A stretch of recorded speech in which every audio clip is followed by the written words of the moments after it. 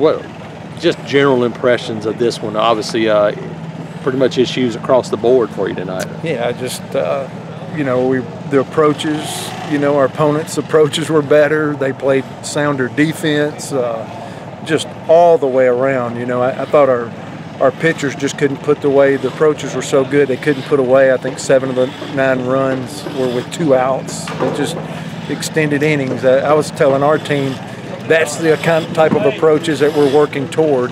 You know, what a difference a week makes, you know, from how you feel about yourself leaving. But I don't want a false sense of security for a ball club with 18 new players with, you know, 100 days or whatever until our season opens up. I want unbelievable focus, and I want something to draw from for them to be fighting and working over the break in this last week of fall practice. And you never want your team to fail, but I know baseball's wrapped around that. Wrapped around failure when you fail 7 out of 10 times in baseball and you're considered one of the best hitters on the ball club. So I think I'll take a very, you know, open-minded approach to can this be a positive for our roster, for this team this year, to give them something to refocus and something to go work for here in the coming weeks. Just for you, obviously, you got a lot of strikeouts, and they were able to put some people away at times, you're right, but what was the biggest takeaway for you? Was it just the inconsistency of finishing some batters off? Yeah, because I thought we didn't have the swing and miss. I thought their approaches were so much better. I thought they just didn't miss their fastballs. And, you know, conversely on our side, we didn't get to enough fastballs. We kind of popped it up. We're more uphill. The difference between last week and this week, when our pitchers missed with a couple off-speed pitches, they kind of shoved a fastball in the strike zone and got away with it. A foul ball or earned a strike. This week when they missed with a couple off-speed, Samford was ready and on time for fastballs and delivered. So we had a tougher time putting them away. You know, really, I thought Garrett Wade had a little bit of put-away stuff. Brooks Fuller and Peyton Glavin, I thought his inning was exciting. But, you know, just coming out the gate, Samford seemed more interested and more prepared and had better at-bats the first 5 or 6 innings of the game. Is this one of those you look at an exhibition game, some of the things that those guys saw tonight about throwing fastballs to a team like Samford, that's something that you would have had to have learned in a real game next spring.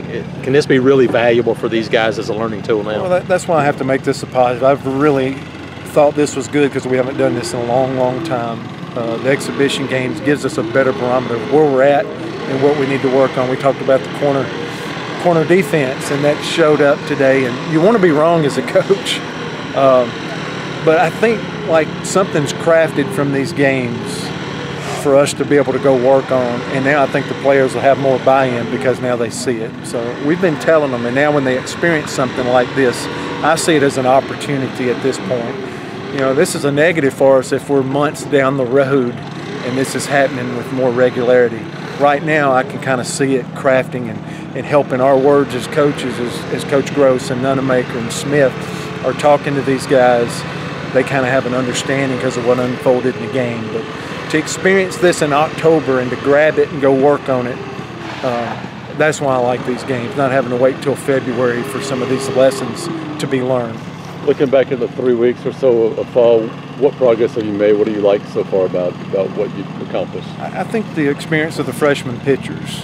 I think, and I could just tell Davis Daniel and Tanner Burns are in here kind of imploring and begging the guys to keep coming on. I think getting Jack Owen back out there for an inning was good. Getting Greenhill, Burns, Davis Daniel, what we think may be our top 4 guys back on this ball club, that's going to bolster us, I think, heading into the spring.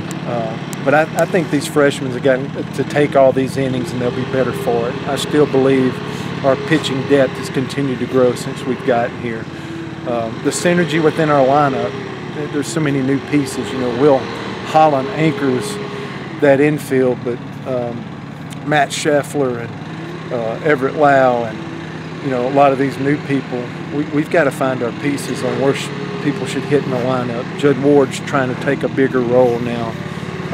I thought my favorite position player tonight, the defensive work, was Matt Scheffler behind the plate. I thought he just caught unbelievably, blocked a ton of balls and caught that first half of the game. We wound up getting 3 catchers in the ball game, but we got so much work to do with seeing how this lineup should be constructed. And I didn't feel any closer to having resolution with that tonight. With anything, I felt closer moving through the week, and today kind of gives me pause for us to go back to the drawing boards. And you know, you're not always looking for your 9 best players. You're looking for the best 9 that's going to help you play offense and play off one another and extend at bats more like Samford did tonight. What has Ryan Bliss showed you sort of over 3 weeks now? That he's ready, that he can play. You know, little things. The first inning they get a fly ball, and you know, in batting practice you've got to learn the skills of where that wind's blowing and how the ball's going to move in the air. And they hit a ball that's usually foul, but because of our wind today brought that thing back in and we didn't catch, and they wound up getting a run in the first off of that foul fly ball. So little things like that, instead of like putting our head in the sand and, oh no, what's going on, those have got to be opportunities for us to make sure that we capitalize. And sometimes when you get away with stuff, you don't learn lessons. I thought our young pitchers got away with pitches last week that they had to pay for tonight, and hopefully that helps them learn from it more. Good to have Rankin Woley sort of back out, getting some reps out there. Yeah, and he really worked hard defensively on Monday and Tuesday. That was probably more exciting behind the scenes, seeing him at third and first and just turning his body loose. And we didn't get him in after about the 9th or 10th tonight, but got him a couple at bats and got him started. And tonight lets me know how much we need a threatening right-handed hitter in the lineup. So I'm glad it's late in the fall, but I'm glad that Rankin's, you know, getting in the mix and getting on the field now for us here the last couple of weeks. And back to Bliss real quick, his approach to the plate seems like it's not necessarily a freshman at times. I know, it's just that's what I'm saying. He just feels like he can play. He feels like he can dominate a routine play at second.